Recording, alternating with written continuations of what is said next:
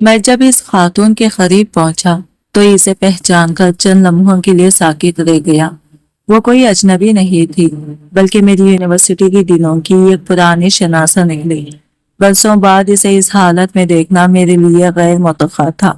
آج میں ملک کے ایک بڑے اسلامی بینک میں اعلیٰ عہدے پر فائز تھا۔ میرا زیادہ تر وقت ایک کارآمدہ دفتر میں گزرتا تھا جہاں لوگ عزت اور احترام کے ساتھ پیش آتے تھے۔ محلے میں بھی میری اچھی شہرت تھی۔ صاف ستھرے کپڑے، باوقار انداز اور منظم زندگی دیکھ کر شاید کسی کو اندازہ نہ ہوتا کہ میں نے غربت، محرومی اور مسلسل جدوجہد کے کتنے مشکل مرحلے طے کیے تھے۔ انہی آزمائشوں سے گزر کر میں یہاں تک پہنچا تھا۔ ہمارے بینک میں ہر روز رش لگا رہتا تھا، خاص طور پر بزرگ حضرات اور بیوہ خواتین اپنی پینشن یا وظیفہ وصول کرنے کے لیے صبح سویرے آ جاتے تھے۔ کئی لوگوں کے ساتھ ان کے بیٹے یا رشتے دار ہوتے جو ان کی جگہ قطار میں کھڑے رہتے، لیکن زیادہ تر لوگ خود ہی اپنی باری کا انتظار کرتے تھے۔ میں اکثر اپنے دفتر کی کھڑکی سے یہ منظر دیکھا کرتا تھا۔ ایک دن میری نظر ایک خاتون پر پڑی جو تنہا قطار میں کھڑی تھی۔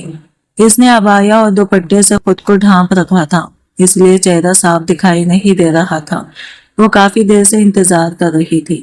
بدقسمتی سے جب اس کی باری آنے میں صرف چند منٹ باقی تھے تو بینک کا وقت ختم ہو گیا۔ بینک کے قواعد بہت سخت تھے۔ وقت ختم ہوتے ہی تمام کمپیوٹر بند کر دیے جاتے اور مزید کوئی کام نہیں ہوتا تھا، چاہے کسی کی مجبوری کتنی ہی بڑی کیوں نہ ہو۔ اس دن صورتحال اور بھی مشکل تھی کیونکہ اگلے 2 دن سرکاری تعطیلات تھی۔ خاتون کے چہرے پر پریشانی صاف دکھائی دے رہی تھی۔ وہ بار بار عملے سے درخواست کر رہی تھی مگر کوئی اس کی بات سننے کو تیار نہیں تھا۔ میں نے دور سے اس کی بے بسی دیکھی تو دل میں عجیب سی کھسک محسوس ہوئی۔ نہ جانے کیوں اس کی آواز اور انداز مجھے کسی پرانی یاد کی طرف لے جا رہے تھے۔ اسی لمحے میرے ذہن میں برسوں پرانی زندگی کے دریچے کھل گئے۔ ایک وقت تھا جب ہمارا گھر خوشیوں سے بھرا رہتا تھا۔ میرے والد ایک دیہانت دار تاجر تھے اور والدہ انتہائی نیک دل خاتون۔ ہم امیر تو نہیں تھے لیکن اللہ نے عزت، سکون اور محبت سے نواز رکھا تھا۔ مجھے لگتا تھا کہ یہ خوشیاں ہمیشہ قائم رہیں گی، مگر تقدیر نے ہمارے لیے کچھ اور ہی لکھ رکھا تھا۔ ہمارے خاندان میں میرے ایک چچا تھے جن کا نام حامد تھا۔ وہ گاؤں میں رہتے تھے اور اپنی پوری زندگی لاپرواہی میں گزار چکے تھے۔ کبھی کوئی مستقل کام نہ کیا، جو پیسہ ہاتھ آتا فضول خرچی میں اڑا دیتے۔ وقت کے ساتھ ان کی شادی ہوئی اور ان کے کئی بچے بھی ہو گئے، مگر ذمہ داری کا احساس پھر بھی پیدا نہ ہوا۔ جب حالات بہت خراب ہو گئے تو وہ کچھ عرصے کے لیے ہمارے گھر آ کر رہنے لگے۔ ہمارے گھر کا نظام و ضبط، والد کی محنت اور گھر میں موجود سکون دیکھ کر وہ حیران رہ جاتے۔ اکثر تنزیہ مسکراہٹ کے ساتھ کہتے، ماشاءاللہ تم لوگوں کی زندگی تو بڑی آرام دہ ہے، ہر سہولت موجودہ ہے، ہر چیز میسر ہے۔ شروع میں ہم ان کی باتوں کو مذاق سمجھتے رہے، مگر آہستہ آہستہ مجھے محسوس ہونے لگا کہ ان کے لہجے میں تعریف سے زیادہ حسد چھپا ہوا ہے۔ وہ ہر چیز کا باریک بینی سے جائزہ لیتے، والد کی آمدنی کے بارے میں سوال کرتے اور گھر کے معاملات میں غیر ضروری دلچسپی دکھاتے۔ تب مجھے اندازہ نہیں تھا کہ یہی حسد آنے والے دنوں میں ہماری زندگی کا رخ بدلنے والا ہے اور ایک ایسا راز سامنے آئے گا جو نہ صرف ہمارے خاندان کو ہلا کر رکھ دے گا بلکہ برسوں بعد اسی بینک میں کھڑی اس پراسرار خاتون سے بھی جا کر جڑ جائے گا۔ ہمارے گھر میں تو اکثر ایسا وقت آ جاتا ہے کہ بچوں کے لیے 2 وقت کی روٹی کا انتظام بھی مشکل ہو جاتا ہے۔ چچا حامد جب ہمارے حالات کا شکوہ کرتے تو میرے والد انہیں بڑے سکون سے جواب دیتے، رزق اور عزت آسانی سے نہیں ملتے۔ میں نے اپنی جوانی کا ہر دن محنت میں گزارا ہے۔ جب لوگ آرام کرتے تھے تب میں کام کرتا تھا۔ میں نے کبھی اپنی خواہشات پر اہمیت نہیں دی، ہمیشہ اپنے گھر والوں کی ضرورتوں کو ترجیح دی۔ آج اگر اللہ نے مجھے کچھ دیا ہے تو یہ برسوں کی محنت کا نتیجہ ہے، اور میرا بیٹا بھی انشاءاللہ محنتی بنے گا، اپنے مستقبل کو خود سنوارے گا۔ والد کی باتیں سن کر چچا خاموش ہو جاتے کیونکہ وہ جانتے تھے کہ ان کی اپنی زندگی بالکل مختلف رہی تھی۔ انہوں نے نہ خود کبھی ذمہ داری سے کام لیا تھا اور نہ ہی اپنے بچوں کی تربیت پر خاص توجہ دی تھی۔ شاید اسی لیے والد کی کامیابی انہیں اندر ہی اندر کھٹکتی تھی۔ چچا تقریباً 2 ہفتے ہمارے گھر میں مقیم رہے۔ والد نے انہیں مکمل آزادی دے رکھی تھی، وہ جب چاہے کسی بھی کمرے میں چلے جاتے، جس چیز کا دل کرتا استعمال کر لیتے، گھر میں کسی نے انہیں کبھی منع نہیں کیا۔ لیکن اس دوران ایک بات نے میری والدہ کو بے حد پریشان رکھا۔ چچا اکثر والد سے عجیب قسم کے سوالات کیا کرتے تھے۔ بھائی جان، آپ کی آمدنی کتنی ہے؟ بچت کہاں رکھتے ہیں؟ بینک میں رقم ہے یا گھر میں بھی کچھ موجود رہتی ہے؟ کوئی سرمایہ کاری کی ہوئی ہے یا نہیں؟ وہ بار بار مالی معاملات کے بارے میں تفصیل جاننے کی کوشش کرتے۔ والد سادہ دل انسان تھے، انہیں اپنے بھائی پر مکمل اعتماد تھا، اس لیے وہ تقریباً ہر سوال کا جواب دے دیتے۔ والدہ کئی بار خاموشی سے یہ گفتگو سنتی اور ان کے چہرے پر تشویش نمایاں ہو جاتی۔ ایک رات والدہ نے والد سے کہا، مجھے نہیں لگتا کہ گھر کے مالی معاملات کسی کو بتانے چاہیے، چاہے وہ اپنا ہی بھائی کیوں نہ ہو۔ کچھ باتیں خاندان کے اندر ہی رہنی چاہیے۔ والد کو یہ بات اچھی نہ لگی، انہوں نے قدرے ناراضی سے جواب دیا، حامد میرا سگا بھائی ہے، اس سے بھلا کیا چھپانا؟ تم پہلے ہی مجھے گاؤں اور اپنے والدین سے دور لے آئی ہو، اب کیا میں اپنے بھائی سے بھی دل کی بات نہ کروں؟ وہ میرا خون ہے، اس پر بھروسہ نہ کروں تو کس پر کروں؟ والدہ خاموش ہو گئی، لیکن ان کے دل کا خدشہ ختم نہ ہوا۔ آج جب میں ماضی کے ان لمحوں کو یاد کرتا ہوں تو محسوس ہوتا ہے کہ بعض اوقات عورتوں کی بصیرت واقعی حیران کن ہوتی ہے۔ والدہ جس خطرے کو محسوس کر رہی تھی وہ حقیقت میں ہمارے بہت قریب آ چکا تھا، مگر ہم میں سے کوئی اسے دیکھ نہیں پا رہا تھا۔ چچا نے والد سے صرف عام معلومات نہیں لی تھی، بلکہ گھر کی بچت، کاروبار کی تفصیلات اور کئی ایسے راز بھی جان لیے تھے جنہیں شاید کسی اجنبی کو بھی نہ بتایا جاتا۔ والد نے بھائی سمجھ کر سب کچھ ان کے سامنے رکھ دیا تھا، جبکہ چچا خاموشی سے ہر بات اپنے ذہن میں محفوظ کرتے جا رہے تھے۔ پھر ایک صبح اچانک انہوں نے اپنا سامان سمیٹنا شروع کر دیا۔ ہم سب حیران رہ گئے۔ والد نے پوچھا، اتنی جلدی جانے کی کیا ضرورت پڑ گئی؟ ابھی تو کچھ دن اور رک جاتے۔ چچا نے مصنوعی مسکراہٹ کے ساتھ جواب دیا، گاؤں سے ضروری پیغام آیا ہے، کچھ معاملات ایسے ہیں جنہیں فوری دیکھنا ہوگا، اس لیے اب واپس جانا پڑے گا۔ ان کی بات بظاہر عام سے تھی، مگر نہ جانے کیوں اس روز پہلی بار مجھے ان کی آنکھوں میں عجیب سی بے چینی نظر آئی، جیسے وہ کسی جلدی میں ہو، جیسے ان کے ذہن میں کوئی ایسا منصوبہ چل رہا ہو جس کا علم ہم میں سے کسی کو نہ ہو۔ ہم نے انہیں رخصت کر دیا، لیکن ہمیں یہ معلوم نہیں تھا کہ ان کے جانے کے صرف چند دن بعد ہمارے گھر پر ایک ایسی آزمائش آنے والی ہے جو ہماری برسوں کی محنت، سکون اور خوشیوں کو ہلا کر رکھ دے گی۔ اور اس آزمائش کے پیچھے جس شخص کا ہاتھ ہوگا، اس کا نام سن کر ہمارے اپنے بھی یقین نہیں کریں گے۔ ہم سب اس اجنبی آدمیوں کی باتیں سن کر حیران رہ گئے۔ والد نے سخت لہجے میں کہا، تم لوگ آخر کہنا کیا چاہتے ہو؟ یہ ہمارا اپنا گھر ہے، ہم نے اپنی محنت کی کمائی سے بنایا ہے، تمہیں کسی نے اجازت دی کہ آ کر اسے اپنا گھر قرار دو؟ ان میں سے ایک شخص نے بڑے اطمینان سے ایک فائل کھول لی اور بولا، شاید آپ لوگوں کو حقیقت کا علم نہیں، یہ مکان اب آپ کی ملکیت نہیں رہا، قانونی ریکارڈ کے مطابق یہ جائیداد اب ہمارے نام منتقل ہو چکی ہے، ہم نے یہ گھر باقاعدہ خرید لیا ہے۔ اس کی بات سن کر ہمارے قدموں تلے سے زمین نکل گئی۔ والد نے غصے اور بے یقینی کے عالم میں کہا، یہ ناممکن ہے، میں نے کبھی اپنا گھر فروخت نہیں دیا۔ وہ شخص کھندے اچکا کر بولا، ہمیں آپ کے خاندانی معاملات سے کوئی دلچسپی نہیں، ہمارے پاس تمام دستاویزات موجود ہیں، ہمیں بتایا گیا تھا کہ اس مکان پر کچھ لوگ قابض ہیں اور وقت آنے پر وہ خود ہی نکل جائیں گے، ہم آپ کو 2 ہفتوں کی مہلت دیتے ہیں، اگر اس مدت کے بعد بھی آپ یہاں موجود رہے تو ہمیں قانونی کارروائی کرنی پڑے گی۔ ان کے جانے کے بعد گھر میں ایسی خاموشی چھا گئی جیسے کسی نے خوشیوں کا گلا کھول دیا ہو۔ سب سے پہلے والد دوڑ کر اس الماری کی طرف گئے جہاں جائیداد کی فائل رکھی جاتی تھی۔ الماری کھولی گئی تو ہمارے دل دہل گئے، فائل اپنی جگہ پر موجود نہیں تھی، اب تصویر آہستہ آہستہ واضح ہونے لگی۔ وہی فائل جس میں مکان کے اصل کاغذات تھے غائب ہو چکی تھی، اور اس فائل تک رسائی صرف ایسے شخص کو ہو سکتی تھی جو گھر کے اندر آزادانہ آتا جاتا رہا ہو۔ چچا حمید، یہ نام ذہن میں آتے ہی سب کچھ سمجھ آ گیا۔ انہوں نے مہمان بن کر ہمارے گھر میں قیام کیا، اعتماد حاصل کیا، گھر کے راز معلوم کیے اور پھر موقع پا کر اصل دستاویزات چرا لیے۔ بعد میں انہیں کاغذات کی مدد سے جعلی سازی کروا کر مکان کسی اور کے نام منتقل کر دیا۔ والد کے چہرے کا رنگ اڑ گیا۔ انہوں نے فوراً اپنے زیورات کا ڈبہ چیک کیا۔ چند لمحوں بعد ان کی لرزتی ہوئی آواز سنائی دی، میرے سونے کے دونوں سیٹ بھی نہیں۔ اب کوئی شک باقی نہیں رہا تھا۔ چچا صرف کاغذات ہی نہیں لے گئے تھے بلکہ گھر کی قیمتی چیزیں بھی ساتھ لے گئے تھے۔ اب ہمیں ان کی اچانک روانگی کی اصل وجہ سمجھ جا رہی تھی۔ وہ جلدی اس لیے جا رہے تھے تاکہ ان کی چوری بے نقاب ہونے سے پہلے وہ ہم سے بہت دور پہنچ جائے۔ والد صوفے پر بیٹھ گئے۔ میں نے پہلی بار اپنی زندگی میں انہیں اس قدر ٹوٹا ہوا دیکھا تھا۔ وہ شخص جس نے اپنی پوری جوانی محنت میں گزاری تھی، جس نے ایک ایک روپیہ بچا کر یہ گھر تعمیر کیا تھا، آج اپنے ہی بھائی کے ہاتھوں لٹ چکا تھا۔ ان کی آنکھوں میں آنسو تھے مگر زبان خاموش تھی۔ شاید بعض زخم اتنے گہرے ہوتے ہیں کہ ان کے لیے الفاظ نہیں ہوتے۔ اگلے ہی دن ہم ایک تجربہ کار وکیل کے پاس گئے اور پوری داستان سنائی۔ انہوں نے تمام تفصیلات سننے کے بعد گہری سانس لی اور کہا، معاملہ آسان نہیں ہے۔ اگر اصل دستاویزات کسی غلط شخص کے ہاتھ لگ جائیں تو وہ پورا رشوت اور جعل سازی کے ذریعے بہت کچھ کر سکتا ہے۔ آپ لوگوں نے احتیاط نہیں کی۔ اہم کاغذات کو محفوظ جگہ پر رکھنا چاہیے تھا۔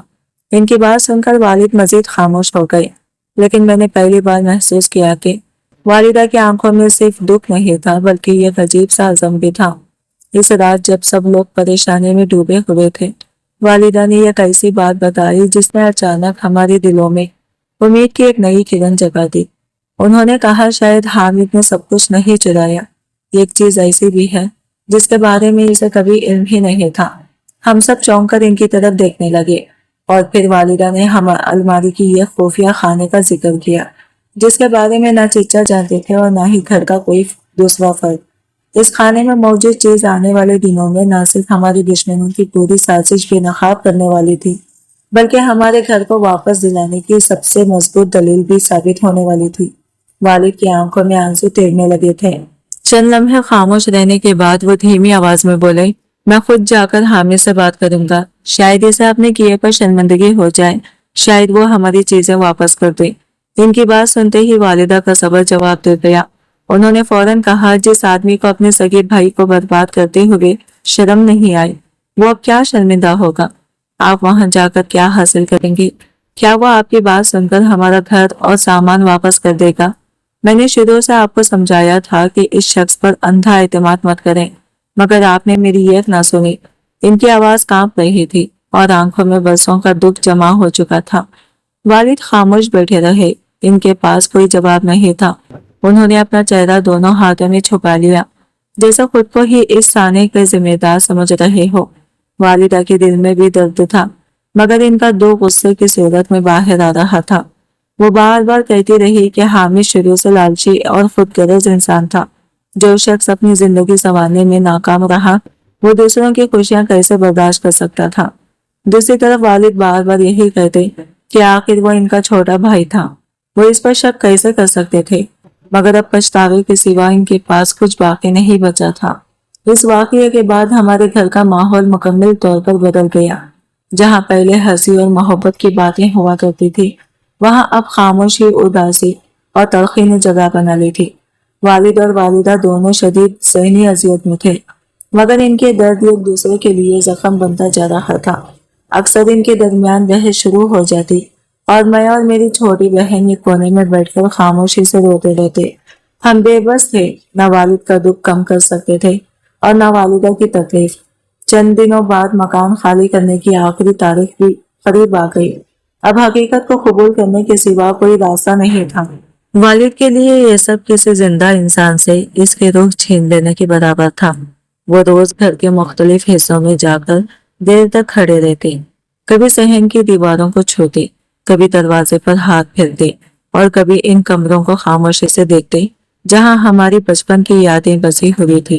ان کی آنکھوں سے آنسو بہتے رہتے اور وہ آہستہ سے کہتے، یہ وہ گھر تھا جہاں میں نے اپنے بچوں کے خواب بسائے تھے۔ ہر ایونٹ میں میری محنت شامل ہے۔ میں نے سوچا تھا کہ میری اولاد یہاں سکون سے زندگی گزارے گی، مگر شاید میری قسمت میں یہ خوشی زیادہ دیر نہیں لکھی گئی تھی۔ والدہ ان کے سامنے خود کو مضبوط ظاہر کرنے کی کوشش کرتی تھی۔ وہ انہیں حوصلہ دیتی दिलासा देती और हर मुमकिन कोशिश करती कि वो टूटने ना पाए, मगर जब वो अकेली होती तो खुद भी आंसुओं में डूब जाती। इनके लिए भी यह घर सिर्फ ईंटों का ढांचा नहीं था, बल्कि पूरी जिंदगी की यादों का खजाना था। वक्त गुजरता गया, मगर वालिद इस सदमे से बाहर न निकल सके। एक दिन अचानक इन्हें सीने में शदीद दर्द महसूस हुआ। हम घबराकर इन्हें हॉस्पिटल ले गए। डॉक्टरों ने मुआयना करने के बाद बताया कि इन्हें दिल का हल्का दौरा पड़ा है। चंद दिन इलाज के बाद इन्हें घर तो भेज दिया गया, मगर वो पहले वाले इंसान नहीं रहे थे। वो ज्यादातर खामोश रहते, किसी से बात नहीं करते थे, रात भर जागते रहते और खाने पीने से भी दिल उचट हो चुका था। वालिदा बार बार इनके सामने खाना रखती, मगर वो सिर्फ यही कहते, दिल नहीं चाहता, अब किसी चीज में खुशी महसूस नहीं होती। फिर एक रात हमारी जिंदगी का सबसे दर्दनाक लम्हा आ गया। आधी रात के करीब अचानक वालिद की सांसें तेज होने लगी। वालिदा घबराकर चीख उठी और हमें आवाज दी। मैं और मेरी बहन दौड़ते हुए इनके कमरे में पहुंचे तो इनका चेहरा जर्द पड़ चुका था। हम फौरन इन्हें हॉस्पिटल ले गए। रास्ते भर में मेरी जबान पर दुआएं थी और दिल में उम्मीद के शायद इस बार भी वो बच जाएंगे, मगर तकदीर का फैसला कुछ और था। डॉक्टरों ने पूरी कोशिश की, लेकिन फजर से पहले ही वालिद इस दुनिया से रुखसत हो गई। इस लम्हे ऐसा लगा जैसे हमारे सर से साया उठ गया हो। मैं हॉस्पिटल के कॉरिडोर में खड़ा बेख्तियार रो रहा था, जबकि वालिदा पर गम का पहाड़ टूट चुका था। एक लम्हे में हमारी पूरी दुनिया बदल गई थी। हमारे वालिद सिर्फ हमारी कुफैल नहीं थे, बल्कि हमारे हौसले, हमारी ताकत और हमारे घर की बुनियाद थे। इनके जाने के बाद हर चीज सुनसान लगने लगी, लेकिन कहानी यही खत्म नहीं हुई। वालिद की वफात के चंद दिन बाद एक ऐसा राज सामने आने वाला था, जिसने न सिर्फ चिच्चा हामिद की असलियत सबके सामने ला दी, बल्कि ये भी साबित कर दिया कि उन्होंने सिर्फ हमारा घर नहीं छीना था, बल्कि बरसों से एक और खौफनाक सच को भी छुपा रखा था। और अब वो राज हमेशा के लिए पर्दे में नहीं रहने वाला था। वालिद की वफात के बाद हमारी जिंदगी जैसे मुकम्मल अंधेरे में डूब गई थी। हम पहले ही अपना घर खो चुके थे और अभी एक छोटे से किराए के मकान में रह रहे थे। मुश्किलात ने चारों तरफ से हमें घेर लिया था। जब अब्बा का जनाजा घर में रखा गया तो ऐसा लग रहा था जैसे हमारे घर की आखिरी खुशी भी हमसे छिन गई हो। अम्मी बार बार इनके करीब जाकर रोती और कहती, काश आपने मेरी बात मान ली होती, काश आप अपने भाई पर इतना अंधा एतमाद न करते, तो आज हम इस हाल में ना होते। इनकी हर बात मेरे दिल को चीर कर रख देती थी। घर जा चुका था, गाड़ी फरोख्त हो चुकी थी और अब्बा भी इस दुनिया से रुखसत हो गए थे। मैंने अपने हाथों से अपने वालिद को सुपुर्द खाक किया। खबर पर मिट्टी डालते वक्त ऐसा महसूस हो रहा था जैसे मेरी अपनी दुनिया दफन हो रही थी। अब मैं वो लापरवाह लड़का नहीं रहा था जिसकी हर जरूरत बाप पूरी कर दिया करता था। अब मेरे कंधों पर घर की जिम्मेदारी आ चुकी थी। अम्मी बीमार रहने लगी थी और मेरी छोटी बहन अभी इतनी कम उम्र थी कि हालात के संगीन को पूरी तरह समझ भी नहीं सकती थी। हर तरफ से बोझ मेरे हिस्से में आ गिरा था। घर के अखराजात पूरे करने के लिए हमें बाकी बची हुई कीमती चीजें भी बेचनी पड़ी, कर्ज उतारने थे और रोजमर्रा की जरूरियात भी पूरी करनी थी। चंद महीने पहले तक हमारी जिंदगी कितनी मुख्तलिफ थी।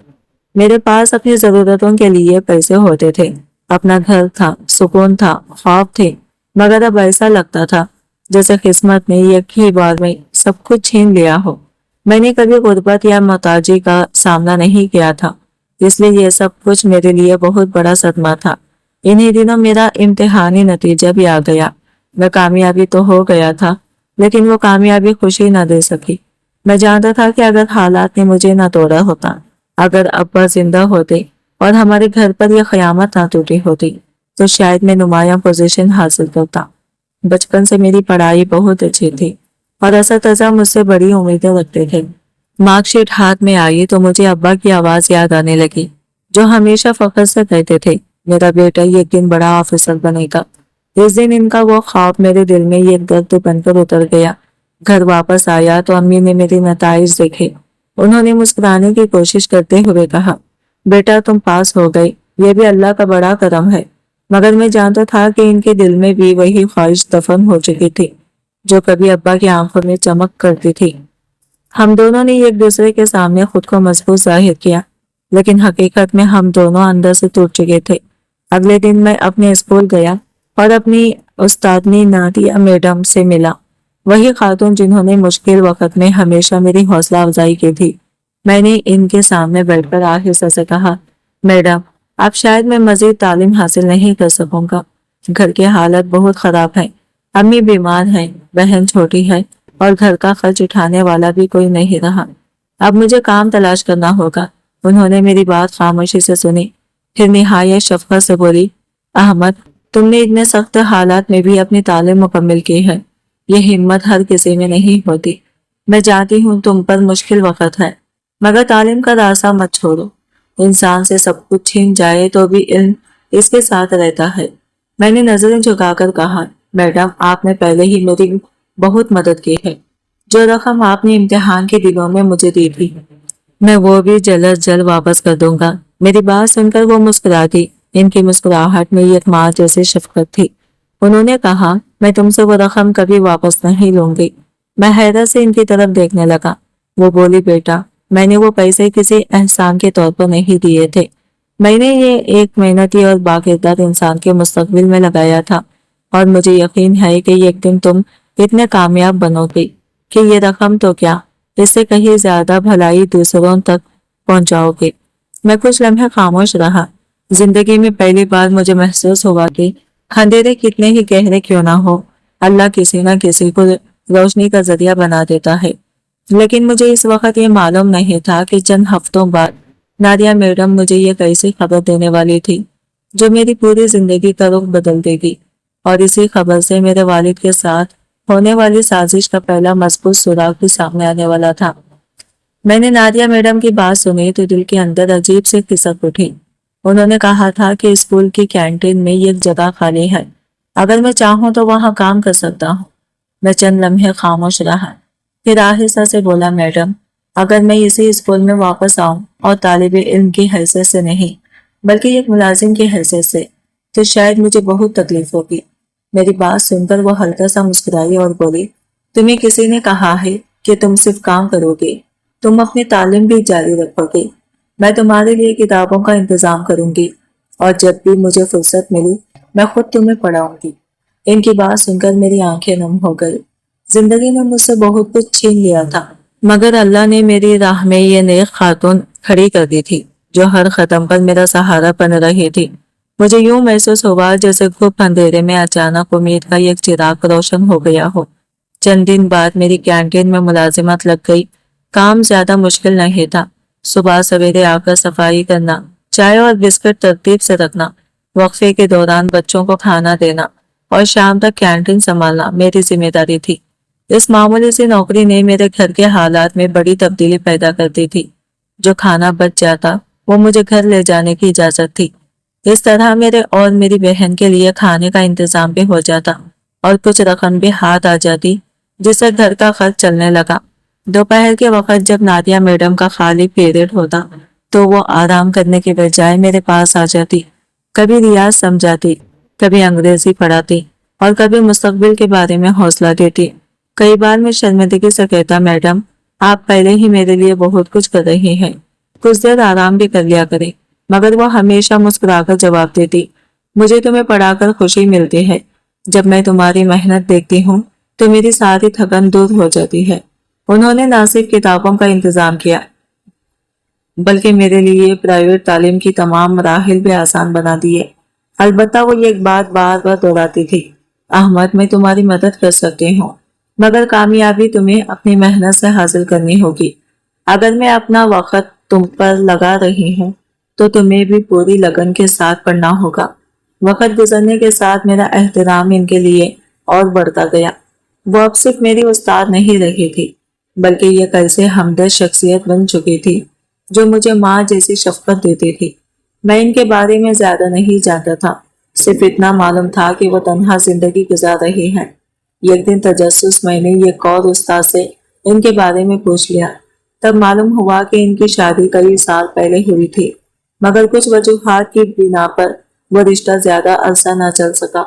علیحدگی کے بعد انہوں نے دوبارہ شادی کرنے کے بجائے اپنی زندگی تعلیم اور خدمت خلق کے لیے وقف کر دی تھی۔ یہ جان کر میرے دل میں ان کی عزت مزید بڑھ گئی۔ میں سوچنے لگا کہ بعض لوگ خود دست سے گر سکتے ہیں مگر پھر بھی دوسروں کے زخموں پر مرہم رکھنے کا حوصلہ رکھتے ہیں۔ نادیہ میڈم بھی انہی لوگوں میں سے تھی، شاید اسی لیے اللہ نے انہیں اتنا نرم دل بنایا تھا۔ زندگی آہستہ آہستہ ایک نئی ڈگر پر چلنے لگی۔ دن میں کینٹین کا کام، شام کو گھر کی ذمہ داریاں اور رات کو پڑھائی۔ حالات اب بھی آسان نہیں تھے مگر کم از کم امید باقی تھی۔ میری چھوٹی بہن بھی آہستہ آہستہ سنبھل رہی تھی اور مجھے دیکھ کر حوصلہ حاصل کرتی تھی۔ البتہ امی کی حالت روز بروز خراب ہوتی جا رہی تھی۔ ابا کی جدائی کا صدمہ ان کے دل میں اس طرح بیٹھ گیا تھا کہ وہ کبھی مکمل طور پر سنبھل بھی نہ سکی۔ پھر وقت آیا جب میں نے انٹرمیڈیٹ کے امتحانات دیے۔ اللہ کے فضل سے میرے نمبر بہت اچھے آئے۔ جب میں نتیجہ لے کر گھر پہنچا تو امی کی آنکھوں میں مدتوں بعد خوشی کی چمک نظر آئی۔ انہوں نے میری پیشانی چومی اور کہا، بیٹا آج اگر تمہارے ابا زندہ ہوتے تو تم پر بہت فخر کرتے۔ ان کے یہ الفاظ سن کر میری آنکھیں بھیگ گئی۔ مگر اس دن ہمارے گھر میں کئی مہینوں بعد خوشی کا احساس لوٹ آیا تھا، لیکن شاید قسمت ابھی میرا امتحان مکمل نہیں کرنا چاہتی تھی۔ نتیجہ آنے کے چند ہی دن بعد امی کی طبیعت اچانک زیادہ خراب ہو گئی۔ ہم نے علاج کروانے کی پوری کوشش کی، دعائیں بھی کی، مگر ان کا جسم اور دل دونوں بہت تھک چکے تھے۔ ایک شام انہوں نے میرا ہاتھ مضبوطی سے تھاما، میری بہن کی طرف دیکھا اور دھیمی آواز میں کہا، احمد اب تم ہی اس کا سہارا ہو، اسے کبھی اکیلا مت چھوڑنا۔ میں نے روتے ہوئے وعدہ کیا، مگر شاید وہ جان چکی تھی کہ ان کا وقت قریب آ چکا ہے۔ اسی رات میری ماں بھی ہمیشہ کے لیے اس دنیا سے رخصت ہو گئی۔ اس لمحے مجھے لگا جیسے میرا آخری سہارا بھی مجھ سے چھن گیا ہو۔ پہلے والد گئے تھے، اب ماں بھی چلی گئی تھی۔ میں اور میری بہن اس دنیا میں بالکل تنہا رہ گئی تھے، مگر مجھے یہ معلوم نہیں تھا کہ امی اپنی وفات سے پہلے میرے لیے یہ کیسا راز چھوڑ گئی تھی جو نہ صرف ہماری قسمت بدلنے والا تھا بلکہ چچا حامد کے ظلم اور دھوکے کا پردہ بھی ہمیشہ کے لیے چاک کر دینے والا تھا۔ امی کی وفات کے بعد میری دنیا ایک بار پھر اجڑ گئی تھی۔ پہلے والد مجھ سے جدا ہوئے تھے اور اب ماں بھی چلی گئی تھی۔ اب اس دنیا میں میرا اپنا صرف ایک رشتہ باقی بچا تھا، میری چھوٹی بہن۔ وہ آہستہ آہستہ جوانی کی دہلیز پر قدم رکھ رہی تھی اور اب اس کی ہر ذمہ داری بھی میرے ہی کندھوں پر آ گئی تھی۔ کئی ہفتوں تک میری حالت ایسی رہی جیسے میرے اندر جینے کی خواہش ہی ختم ہو گئی ہو۔ میں کینٹین میں کام تو کرتا تھا مگر دل ہر وقت بوجھل رہتا تھا، چہرے پر خاموشی اور آنکھوں میں مستقل اداسی بسی رہتی تھی۔ انہی دنوں نادیہ میڈم ایک دن میرے پاس آئی۔ انہوں نے مجھے دیر تک خاموش بیٹھا دیکھا تو میرے قریب آ کر بولی، احمد تمہیں ہار ماننے کی اجازت نہیں ہے، زندگی ابھی ختم نہیں ہوئی۔ تمہارے والدین اس دنیا سے ضرور چلے گئے ہیں لیکن ان کے خواب ابھی زندہ ہیں۔ اگر تم بھی ٹوٹ گئے تو ان کے خوابوں کا کیا ہوگا؟ میں نے نم آنکھوں کے ساتھ ان کی طرف دیکھا اور دھیمی آواز میں کہا، میڈم کبھی کبھی لگتا ہے کہ تعلیم حاصل کر کے بھی کیا فائدہ ہوگا۔ جن لوگوں کے لیے میں کچھ بننا چاہتا تھا وہی آج میرے ساتھ نہیں ہے۔ مجھے تو ایسا محسوس ہوتا ہے جیسے میرا سب کچھ آہستہ آہستہ ختم ہوتا جا رہا ہے۔ انہوں نے میرے کندھے پر ہاتھ رکھا اور بڑے اعتماد سے بولی، انسان صرف اپنے لیے نہیں جیتا، دوسروں کے لیے بھی جیتا ہے۔ اگر تم اپنے لیے مضبوط نہیں بن سکتے تو ان لوگوں کے لیے بنو جنہیں تمہاری ضرورت ہے۔ یاد رکھو، علم کبھی ضائع نہیں جاتا۔ ایک دن یہی تعلیم نہ صرف تمہاری زندگی بدلے گی بلکہ بہت سے دوسرے لوگوں کے کام بھی آئے گی۔ ان کی باتیں میرے دل میں اترتی چلی گئی۔ میں نے ایک بار پھر خود کو سنبھالنے کی کوشش کی اور فیصلہ کیا کہ چاہے حالات کتنے ہی مشکل کیوں نہ ہو، میں تعلیم کا راستہ نہیں چھوڑوں گا۔ چنانچہ میں نے ہی اے میں داخل لے لیا۔ اب میری زندگی کا صرف ایک مقصد تھا، اپنی بہن کو ایک محفوظ اور بہتر زندگی دینا اور اپنے والدین کے خوابوں کو حقیقت بنانا۔ دن میں کینٹین میں کام کرتا، رات کو پڑھائی کرتا اور کبھی اسکول کے کسی خالی کمرے میں سو جاتا تو کبھی کسی دوست کے پاس رات گزار لیتا۔ مالی حالات اب بھی کمزور تھے لیکن نادیہ میڈم کئی سالوں سے میری تعلیمی ضروریات پوری کر رہی تھی۔ کتابیں، فیس اور دیگر اخراجات وہ خاموشی سے میری مدد کرتی رہتی تھی۔ میں ان کا جتنا شکر ادا کرتا کم تھا۔ بعض اوقات مجھے لگتا تھا کہ اگر اللہ نے انہیں میری زندگی میں نہ بھیجا ہوتا تو شاید میں بہت پہلے ہار مان چکا ہوتا۔ وقت گزرتا گیا اور مسلسل محنت کے بعد میں نے BA مکمل کر لیا۔ اس دوران میری بہن بھی کالج جانے کی عمر کو پہنچ چکی تھی۔ مجھے ہر وقت اس کی فکر رہتی تھی۔ میں نہیں چاہتا تھا کہ وہ تنہا محسوس کرے یا کسی مشکل کا سامنا کرے، اسی لیے میں نے اسے اپنے خالہ کے گھر بھیج دیا۔ میری خالہ نہایت نیک دل خاتون تھی۔ ان کی 3 بیٹیاں تھیں اور وہ ہم دونوں بہن بھائیوں سے بہت محبت کرتی تھی۔ انہوں نے میری بہن مریم کو اپنی بیٹیوں کی طرح گھر میں جگہ دی۔ آہستہ آہستہ مریم وہاں کے ماحول میں گھل مل گئی۔ اپنی کزن کے ساتھ رہ کر وہ پہلے سے زیادہ خوش رہنے لگی اور اس کی تعلیم بھی بہتر انداز میں جاری رہنے لگی۔ یہ دیکھ کر میرے دل کو بہت سکون ملا۔ کم از کم اب مجھے یقین تھا کہ میری بہن محفوظ ہاتھوں میں ہے۔ خالہ کا گھر زیادہ دور بھی نہیں تھا، وہ اسی شہر کے دوسرے محلے میں رہتی تھی۔ میں ہفتے میں 2 مرتبہ ضرور مریم سے ملنے جاتا، اس کی پڑھائی کے بارے میں پوچھتا، اس کی ضرورتیں جانتا اور اگر کسی چیز کی خواہش ہوتی تو اپنی استطاعت کے مطابق پوری کرنے کی کوشش کرتا۔ کبھی کچھ رقم دے آتا اور کبھی اس کی پسند کی کوئی چیز خرید کر لے جاتا۔ ہر ملاقات کے بعد میرے دل کا بوجھ کچھ ہلکا ہو جاتا، کیونکہ مجھے محسوس ہوتا کہ میری بہن خوش اور مطمئن ہے۔ ایک دن خالہ نے مجھ سے کہا، احمد بیٹا، تم مریم کی فکر چھوڑ دو، وہ یہاں بالکل ہماری بیٹیوں کی طرح ہے۔ تم اپنی محنت اور مستقبل پر توجہ دو، انشاءاللہ اللہ تمہیں کامیاب کرے گا۔ ان کی بات سن کر میری آنکھیں بھر آئیں۔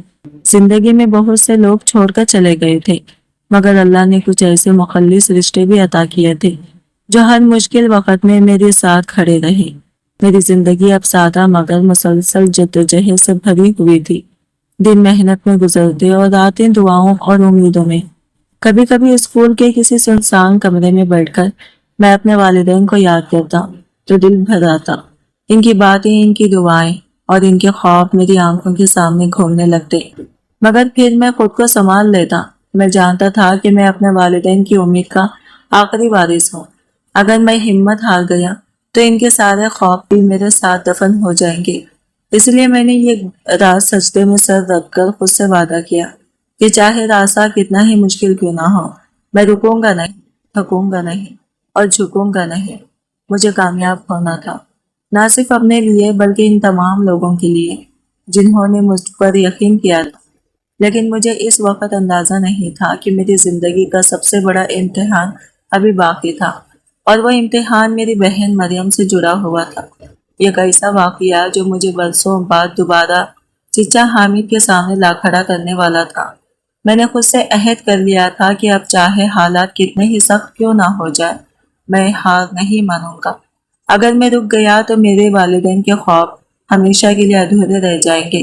اسی عزم کے ساتھ میں نے اپنی انگلی منزل کے بارے میں سوچنا شروع کر دیا، اور وہ منزل تھی یمیہ کی تعلیم۔ یہ سفر آسان نہیں تھا، کیونکہ میرے حالات اب بھی ایسے نہیں تھے کہ میں باقاعدہ یونیورسٹی کے فیس اور دیگر اخراجات برداشت کر سکتا۔ جب میں نے اس بارے میں نادیہ میڈم سے بات کی تو انہوں نے فوراً کہا، احمد، اس بار پرائیویٹ تعلیم کافی نہیں ہوگی۔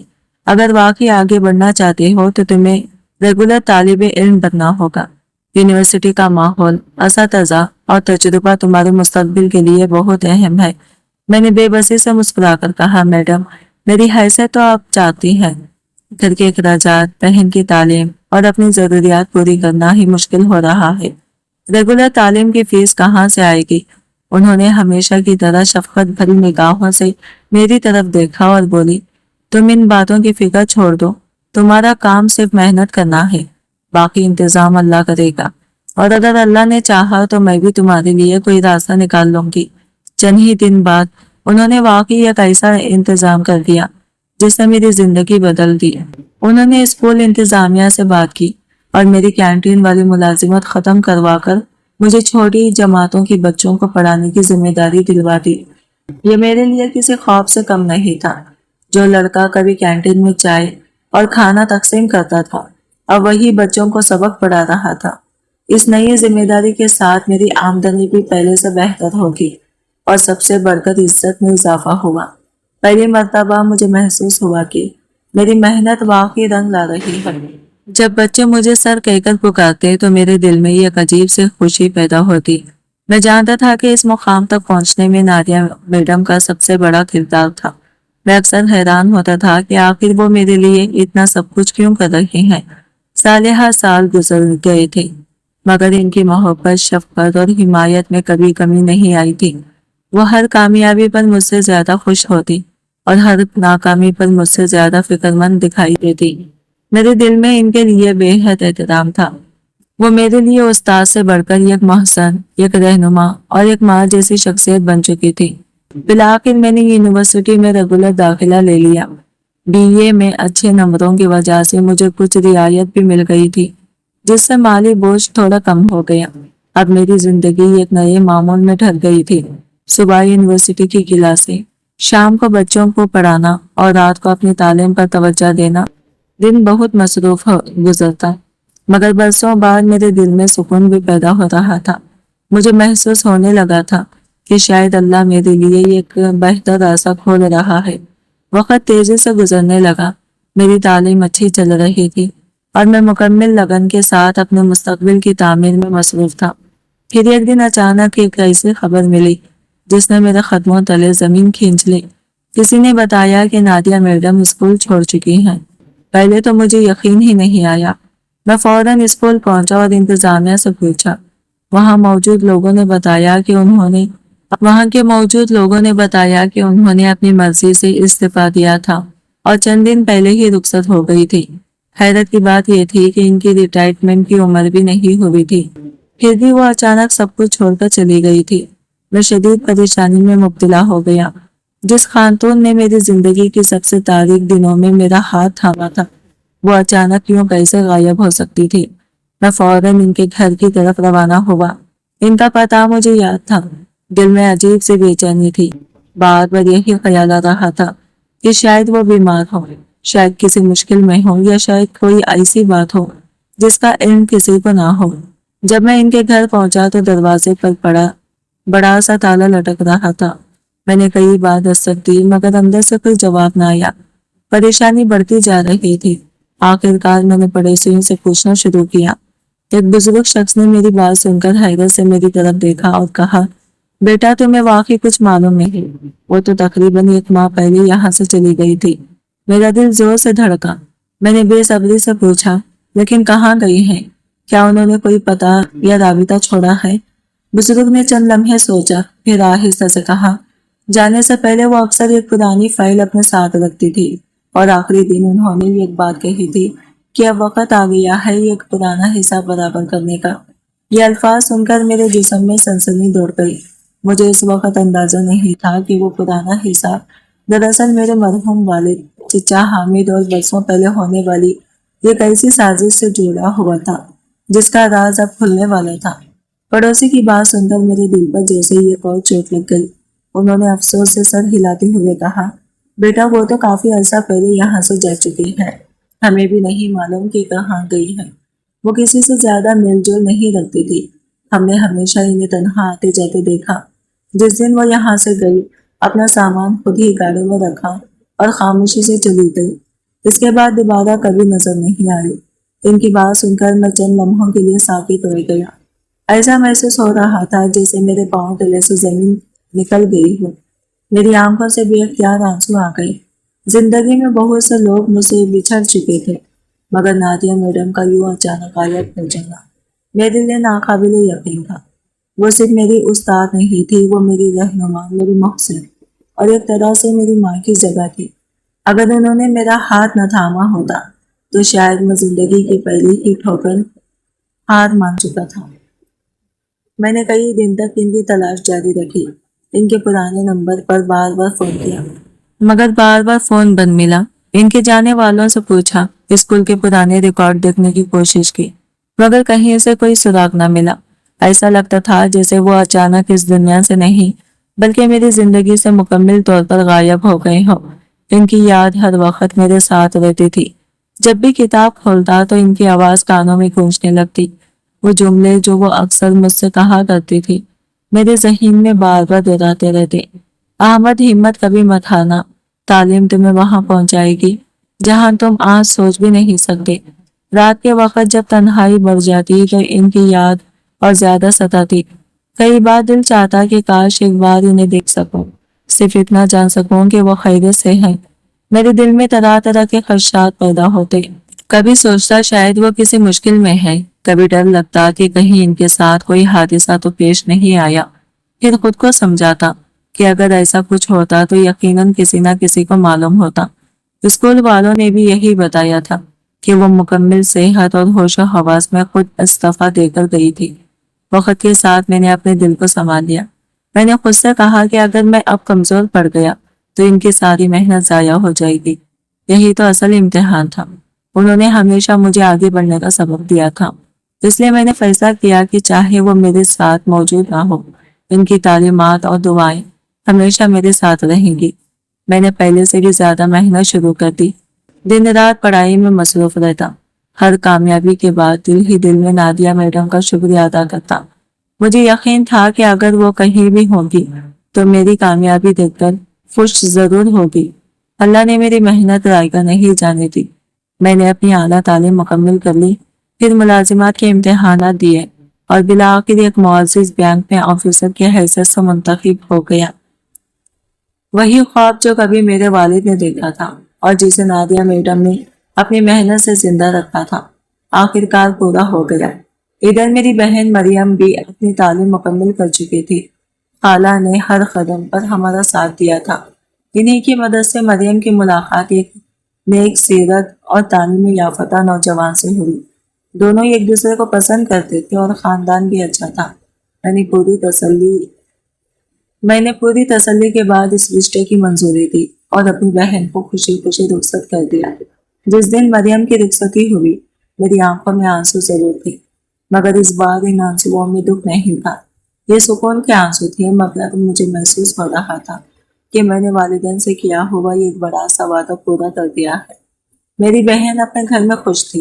इसका शौहर अच्छा इंसान था और इसकी जिंदगी महफूज हाथों में थी। अब बरसों बाद पहली मर्तबा मैं अपनी बहन की फिक्र से आजाद हुआ था। मेरी जिम्मेदारियों का एक बड़ा बाग मुकम्मल हो चुका है। इस कहानी का पार्ट 2 देखने के लिए हमारे चैनल को सब्सक्राइब करें और इस कहानी का अंजाम क्या होगा वो जरूर जानिए। वीडियो पसंद आई है तो लाइक करें, शेयर करें और सब्सक्राइब करें हमारे चैनल को। मिलते हैं अगले न्यू वीडियो के साथ। तब तक के लिए बाय बाय, टेक केयर, अल्लाह हाफिज।